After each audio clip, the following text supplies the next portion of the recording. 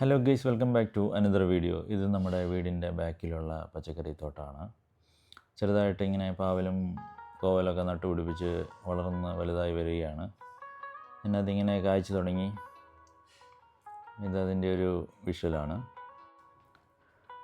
അങ്ങനെ ഫെബ്രുവരി ഫസ്റ്റ് വീക്കിലെ തന്നെ ഞങ്ങൾക്ക് ഒരു നോട്ടീസ് ബിൽഡിങ്ങിൻ്റെ അവിടെ കാണാനിടയായി. അത് ബിൽഡിങ് പൊളിക്കുന്നതുമായി ബന്ധപ്പെട്ട ഒരു നോട്ടീസാണ്. അങ്ങനെ റിയൽ എസ്റ്റേറ്റുകാരുമായി ചോദിച്ചപ്പോൾ അവർ പറഞ്ഞു മാർച്ച് എൻഡ് വരെയുള്ള സമയമുണ്ടെന്ന്. അങ്ങനെ ഫെബ്രുവരി 25-ാം തീയതി ആയപ്പോഴത്തേക്കും റിയൽ എസ്റ്റേറ്റിൻ്റെ ആൾക്കാർ ഞങ്ങളെ വിളിച്ചു പറഞ്ഞു ഈ 28-ാം തീയതി തന്നെ ബിൽഡിങ് വെക്കേറ്റ് ചെയ്ത് കൊടുക്കണമെന്നും പറഞ്ഞുകൊണ്ട്. അങ്ങനെ ഇതാണ് കേട്ടോ ഞങ്ങളുടെ ബിന്നുംറാനിൽ താമസിച്ചുകൊണ്ടിരുന്നത്. ഇവിടെ ഏകദേശം 5-6 ഫാമിലി താമസിച്ചുകൊണ്ടിരുന്നതായിരുന്നു. അങ്ങനെ ഇവർ വന്ന് അവരുടെ ഷെഡൊക്കെ അഴിച്ച് അതിൻ്റെ നെയിൽസൊക്കെ അങ്ങനെ മുറ്റത്തൂടെയൊക്കെ കിടക്കുമായിരുന്നു. പിന്നെ എല്ലാവരും ഇതുപോലെ പാക്കിങ്ങിനും പോകാനും ഒക്കെ റെഡിയായിട്ട് ഇങ്ങനെ ഇരിക്കുകയാണ്.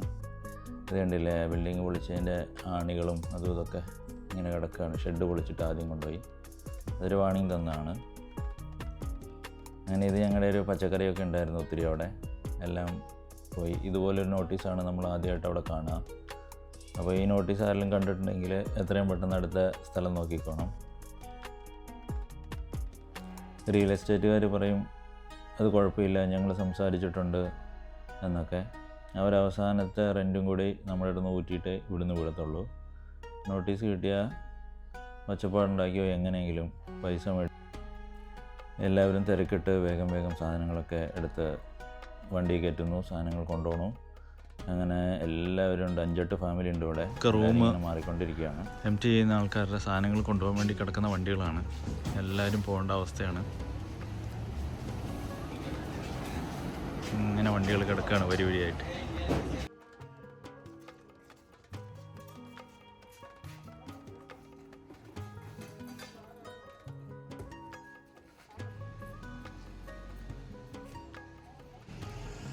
നമ്മുടെ സാധനങ്ങൾ ഒരു ലോഡായി. നൈറ്റ് ഫുള്ള് ഷിഫ്റ്റ് ചെയ്ത് മോർണിംഗ് ആയി. മാർച്ച് 1-ാം തീയതി ആയപ്പോഴത്തേക്കാണ് ഏകദേശം വലിയ സാധനങ്ങളൊക്കെ തീർന്നത്. അപ്പോഴത്തേക്കും മിസൈൽ വരലും സ്റ്റാർട്ടായി. ആകെപ്പാടെ ഇങ്ങനെയൊരു സിറ്റുവേഷൻ ആരും പ്രതീക്ഷിച്ചില്ല. എല്ലാവരും വളരെ ഫ്രണ്ട്ലി ആയിട്ട് താമസിച്ച് പോന്നിരുന്നൊരു സ്ഥലമായിരുന്നു. 3-ാം തീയതി ആയപ്പോഴത്തേക്കും കൺസ്ട്രക്ഷൻ കമ്പനിക്കാർ വന്ന് പൊളിയും സ്റ്റാർട്ട് ചെയ്തു. അപ്പോഴാണ് ഞങ്ങൾക്ക് ഇതിൻ്റെ ഒരു ഭീകരാവസ്ഥ മനസ്സിലായത്. എങ്ങനെ റൂമൊന്നും കിട്ടിയിട്ടില്ലായിരുന്നെങ്കിൽ എന്നാ ചെയ്തേനെന്ന് ഓർത്തുപോയി. ഇതാണ് ഇപ്പോഴത്തെ അവസ്ഥ, ഫുൾ പൊളിച്ച്.